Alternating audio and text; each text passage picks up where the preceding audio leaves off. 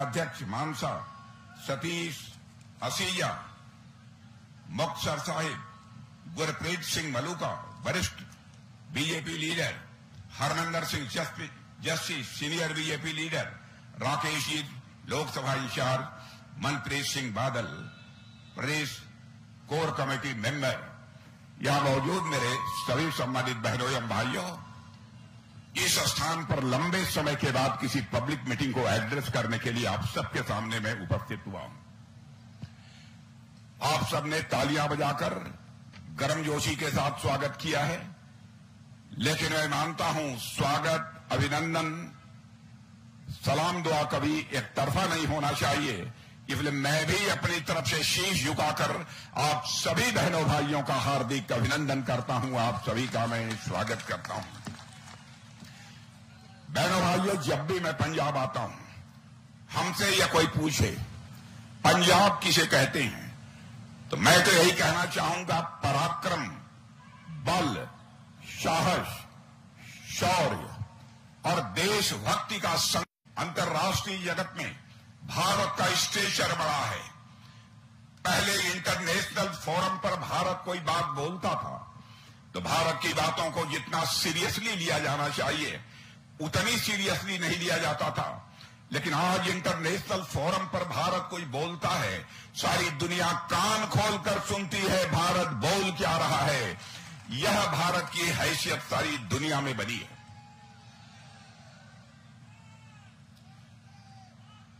मेरे बहनों भाइयों, देश की इकॉनमी, धन दौलत के मामले में भारत के बारे में सारी दुनिया में यह धारणा थी, यह गरीबों का देश है भारत, यह कमजोर लोगों का यह देश है भारत। इस भारत के बारे में सारी दुनिया में आज यह धारणा बदल चुकी है। जहां तक धन दौलत का प्रश्न है, इकॉनमी का प्रश्न है, 2004 से लेकर 2014 तक दुनिया के देशों में हमारी इकॉनमी, हमारे अर्थव्यवस्था का आकार यानी धन दौलत के मामले में दुनिया के देशों में भारत 11वें स्थान पर खड़ा था। लेकिन हमारे प्रधानमंत्री मोदी जी ने 8 वर्षों के अंदर वह करिश्मा कर दिया कि हमारा भारत धन दौलत के मामले में दुनिया के देशों में जो 11वें स्थान पर खड़ा था, मेरे बहनों भाइयों, वह जंप लेकर आज दुनिया के देशों में 5वें स्थान पर खड़ा हो गया है। मैं ही नहीं बल्कि दुनिया के अर्थशास्त्री और बड़ी बड़ी फाइनेंशियल फर्म्स अब इस बात का दावा कर रही हैं, दुनिया में सबसे तेजी से आगे बढ़ने वाली इकॉनमी, दुनिया में सबसे तेजी से आगे बढ़ने वाली अर्थव्यवस्था यदि किसी देश की है तो मेरे बहनों भाइयों वो हमारे और आपके देश या भारत की है। मेरे बहनों भाइयों, लोगों का मानना है भारत यदि मोदी जी के नेतृत्व में ऐसे ही आगे बढ़ता गया तो वह दिन दूर नहीं है, यानी 2027 आते आते हमारा भारत दुनिया के टॉप 3 कंट्रीज में आकर खड़ा हो जाएगा। मेरे बहनों भाइयों, एक अमेरिका होगा, दूसरा चाइना होगा, तीसरा देश दुनिया में कोई होगा तो हमारा और आपका देश ये भारत होगा। यह भारत की हैसियत सारी दुनिया में बनी है। हमारे प्राइम मिनिस्टर का यह संकल्प है 2047 तक भारत को हम दुनिया की डेवलप्ड कंट्रीज के रूप में खड़ा करेंगे। यह कोई छोटा संकल्प नहीं है, यह छोटी प्रतिज्ञा नहीं है। और मैं जितना जानता हूं अर्थशास्त्र, जितनी इकोनॉमिक्स में जानता हूं, उसके आधार पर मैं कह सकता हूं बहनों भाइयों, भारत जिस तेजी के साथ आगे बढ़ रहा है ऐसे ही बढ़ता रहा तो 2070-2075 आते आते हमारा भारत या दुनिया का सबसे धनवान देश बन जाएगा। सबसे रिच कंट्री दुनिया की ये भारत होगी, ऐसा मेरा पक्का विश्वास है। अभी हमारी बीबा परमपाल जी चर्चा कर रही थी रूस और यूक्रेन की लड़ाई की।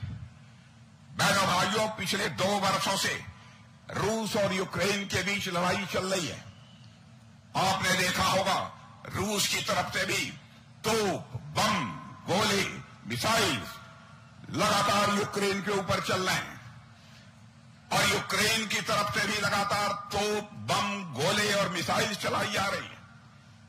जब यह युद्ध शुरू हुआ था उस समय भारत के हमारे बहुत सारे बच्चे यूक्रेन में पढ़ाई करते थे।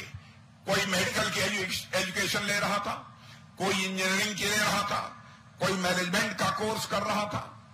उनके माता पिता जो भारत में रहते थे उन्हें इस बात की चिंता हुई क्या होगा हमारे बच्चों का, यदि रूस की तरफ से कोई मिसाइल आकर हमारे बच्चे जहां रहते हैं वहां उस बिल्डिंग पर गिर गई, हमारे बच्चों की जिंदगी खतरे में पड़ जाएगी। तो आंखों में आंसू लेकर उनके माता पिता हमारे प्राइम मिनिस्टर से मिले। और बहनों भाइयों, आपको जानकर गौरव होगा, स्वाभिमान की भावना आपकी जाग उठेगी। हमारे प्राइम मिनिस्टर ने क्षण भर की देर नहीं लगाई, उसका साक्षी मैं हूं।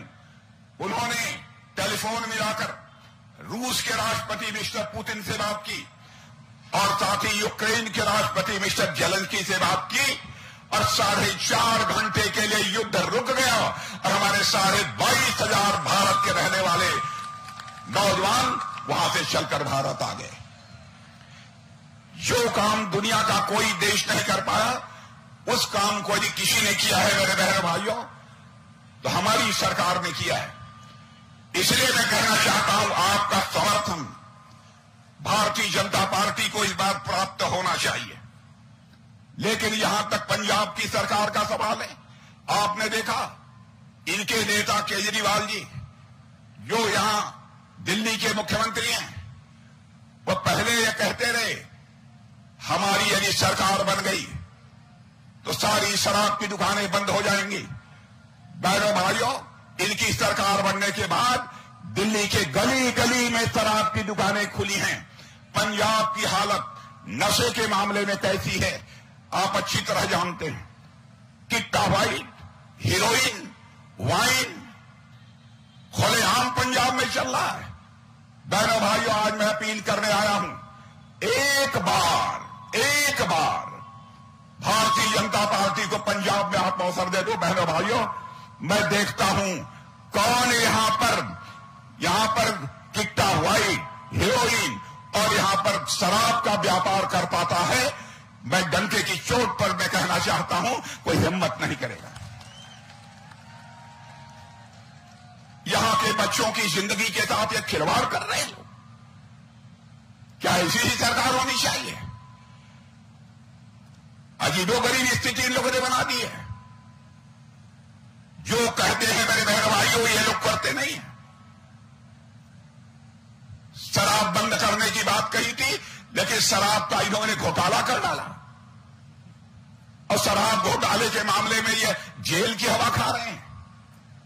केवल 20 दिनों के लिए अदालत ने इनको परमिशन दी है कि आप बाहर जा सकते हैं, अपनी कन्वेंसिंग कर सकते हैं। 1 जून के बाद फिर से यह जेल के अंदर होंगे मेरे बहनों भाइयों, फिर से यह जेल के अंदर होंगे। यह कहते हैं कि जितने विरोधी पार्टियों की सरकारें हैं मोदी जी उनके खिलाफ ईडी और सीबीआई की जांच करा रहे हैं। बहनों भाइयों, ईडी आप चाहते हैं कि भ्रष्टाचार रुकना चाहिए कि नहीं रुकना चाहिए? मैं आपसे जानना चाहता हूं, भ्रष्टाचार रुकना चाहिए कि नहीं रुकना चाहिए?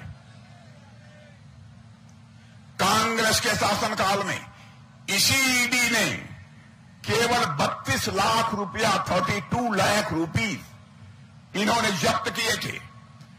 लेकिन जानते हैं भ्रष्टाचार के खिलाफ, करप्शन के खिलाफ हमारी गवर्नमेंट जो कैंपेन चलाया है उसके परिणाम स्वरूप 22,000 करोड़ से अधिक की धनराशि हमारी सरकार के, हमारी ईडी और सीबीआई ने जब्त की है। और यहां तक कि 1 लाख करोड़ से अधिक लोगों की संपत्ति जब्त करने का काम हमारी ईडी सीबीआई ने किया है। मेरे बहनों भाई, ये लोग चाहते हैं कि करप्शन के खिलाफ कोई कार्रवाई नहीं होनी चाहिए। करप्शन के खिलाफ मेरे बहनों भाइयों यदि कार्रवाई नहीं होगी तो भारत को जैसा हम धनवान भारत बनाना चाहते हैं, भारत को जैसा हम किया और हम लोगों के ऊपर आरोप लगाते हैं कि इनकी गवर्नमेंट आएगी तो देश में तानाशाही थोप देंगे। बहनों भाइयों, इतना ही नहीं, यह देश को कमजोर करने की इनकी एक ऐसे साजिश चल रही है। आपके यहां के एक मिस्टर चरणजीत सिंह जी चन्नी हैं, जब हमारे सेना के जवानों पर पुंछ में कुछ आतंकवादियों ने हमला कर दिया, तो वह कहते हैं कि इलेक्शन स्टंट है। बहनों भाइयों, हमारे सेना का जवान अपने सीने का बटन खोलकर भारत की सीमाओं की रक्षा करता है और उसको कहते हैं ये इलेक्शन स्टंट है। आतंकवाद, कांग्रेस की हुकूमत थी, आतंकवाद का बोलबाला सारे हिंदुस्तान में था। शायद ही ऐसा कोई राज्य था जो आतंकवाद के संकट से बचा हुआ था। शायद ही कोई एक राज्य था जहां पर कि आतंकवादी वारदातें न हुई। लेकिन आप देख रहे हैं आज हालात कितने बदल गए हैं। अब 1-2 महीने में छिटपुट आतंकवाद की घटनाओं को छोड़कर केवल हो भी रही है तो कश्मीर में हो रही है, और हिंदुस्तान के किसी कोने में कोई आतंकवादी वारदात करने की हिम्मत नहीं कर पा रहा है। यह है हमारी सरकार की ताकत। मैं याद दिलाना चाहता हूं, यही कांग्रेस की सरकार 2008 में मुंबई में आतंकवादी वारदात हुई थी। उस समय वहां के स्टेट के होम मिनिस्टर ने यह कहा था, अरे भाई, इस प्रकार की आतंकवादी वारदातें तो होती रहती हैं। बड़े बड़े हमारे अधिकारी मारे गए थे, बड़ी संख्या में लोग मारे गए थे, और उस आतंकवाद को इतने हल्के तरीके से ये लेते हैं। बहनों भाइयों, जहां तक आतंकवाद का सवाल है, मैं बतला देना चाहता हूं, भारत अब कमजोर भारत नहीं रहा है। भारत अब दुनिया का ताकतवर देश बन चुका है। हमारे देश के सेना के जवानों के अंदर वह कुव्वत है, जरूरत पड़ी हम सीमा के इस पार मार सकते हैं, और जरूरत पड़ी तो हम सीमा के उस पार भी जाकर मार सकते हैं। मेरे बहनों भाइयों, आज ये हमारे देश की ताकत है। देश का रक्षा मंत्री होने के नाते मैं आप सबको आश्वस्त करना चाहता हूं, नागरिकता कानून, सिटीजनशिप अमेंडमेंट एक्ट, नागरिकता कानून को लेकर भी लोगों के अंदर गलतफहमी पैदा करने की कोशिश की जा रही है। बहनों भाइयों, 2014 में सरकार बनी थी, मैं होम मिनिस्टर था। मुझे लोगों ने कहा कि पाकिस्तान से बहुत सारे सिख, हिंदू अपनी फैमिलीज के साथ भागकर आए हैं, और दिल्ली में मजनू के टीला पर बेचारे जिस प्रकार की जिंदगी जी रहे हैं, वहां न पीने के लिए पानी था, न कोई टॉयलेट थी। साहब, एक बार आप चलकर अपनी आंखों से देखिए। बहनों भाइयों, मैं स्वयं होम मिनिस्टर के रूप में चलकर दिल्ली के उस मजनू टीला पर देखा। मैंने देखा कि हम वहां से आई हुई, चाहे सिख हो तो हिंदू हो, माताएं बहनें किस प्रकार की जलालत की जिंदगी जी रही थी। आते ही मैंने प्रधानमंत्री मोदी जी से चर्चा की और मैंने कहा, मोदी जी, अब इस पर एक नागरिकता कानून बनाया जाना चाहिए। मोदी जी ने कहा, राजनाथ सिंह गो अहेड। और मेरे बहनों भाइयों, हम लोगों ने नागरिकता कानून बनाया, हम लोगों ने नागरिकता कानून बनाया, जिसका भी पाकिस्तान, बांग्लादेश, अफगानिस्तान में धार्मिक उत्पीड़न होगा, यदि वह भारत आता है तो ससम्मान उसको हम भारत की नागरिकता देंगे, भारत की सिटीजनशिप देंगे। इन सब सारी चीजों की ओर किसी का ध्यान गया है बहनों भाइयों, तो हमारी ही सरकार का गया है। कांग्रेस ने कभी भी इनकी चिंता नहीं की है। और भारत का जहां तक प्रश्न है, भारत अब धरती की ही बात नहीं करता है बहनों भाइयों, सूर्य की भी बात करता है, चंद्रमा की भी बात करता है, मंगल ग्रह की भी बात करता है। आपने देखा होगा, हमारे देश के वैज्ञानिकों ने यह कोशिश की थी कि हम चंद्रमा तक पहुंचे, लेकिन जब कामयाबी उनको नहीं मिल पाई, तो उसके बाद हमारे प्रधानमंत्री ने वैज्ञानिकों से मिलकर उनकी पीठ थपथपाई थी और यह कहा था, मेरे बहादुर वैज्ञानिकों, चिंता मत करो, जितने पैसे की जरूरत होगी आपको मुहैया कराया जाएगा। उनकी हौसला अफजाई की, और उसके बाद ऐसे हालात पैदा हो गए कि हमारे देश के बहादुर वैज्ञानिकों ने चंद्रयान 3 तैयार कर दिया। बहनों भाइयों, और वह चंद्रयान-3 चंद्रमा के साउथ पोल पर पहुंचकर वहां पर उसका लैंडर लैंड कर गया मेरे बहनों भाइयों। और चंद्रमा के साउथ पोल पर पहुंचने वाला यह भारत, यह दुनिया का यह अकेला देश बन गया। हर दृष्टि से भारत तेजी के साथ आगे बढ़ता जा रहा है। इसलिए मैं आप सभी से अपील करना चाहता हूं, आपका अब भारतीय जनता पार्टी की सरकार बनने जा रही है। यह केवल मैं नहीं कह रहा हूं, दुनिया के सारे देश कह रहे हैं। सारे राजनीतिक विश्लेषक की सच्चाई को मानते हैं।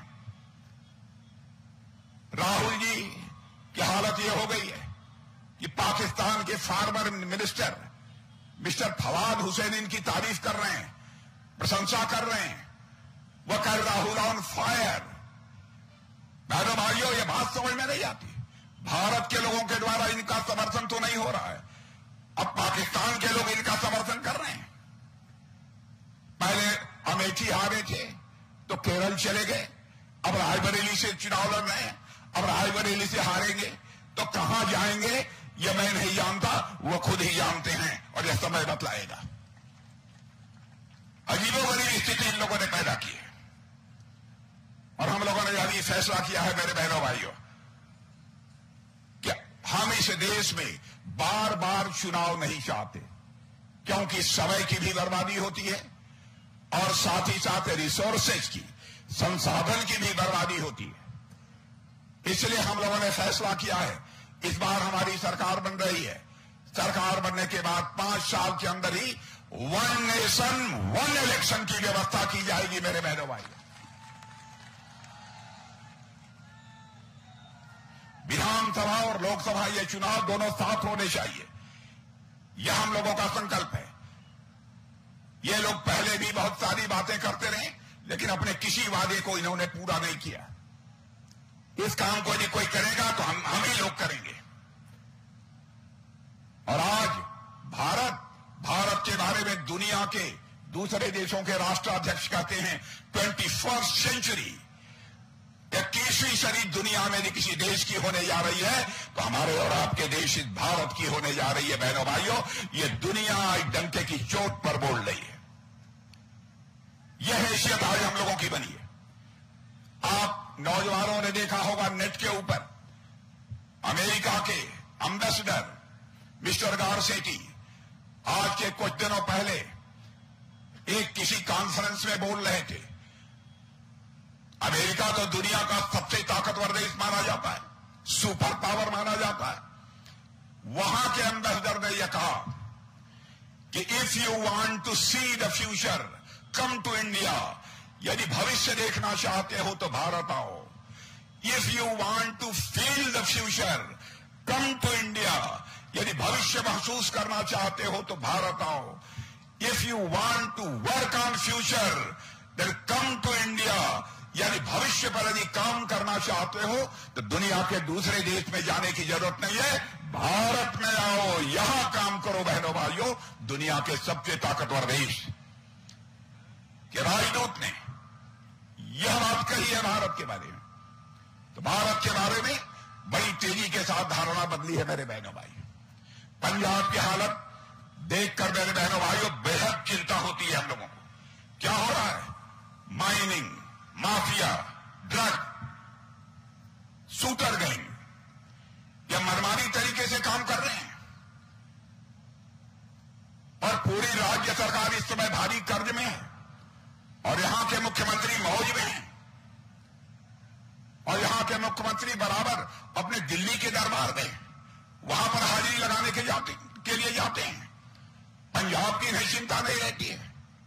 इसीलिए मैं कहने आया हूं बहनों भाइयों कि आप सबका पूरा समर्थन भारतीय जनता पार्टी के प्रत्याशी हमारी बीबा परमपाल कौर जी को प्राप्त होना चाहिए, अपील करने के लिए आया।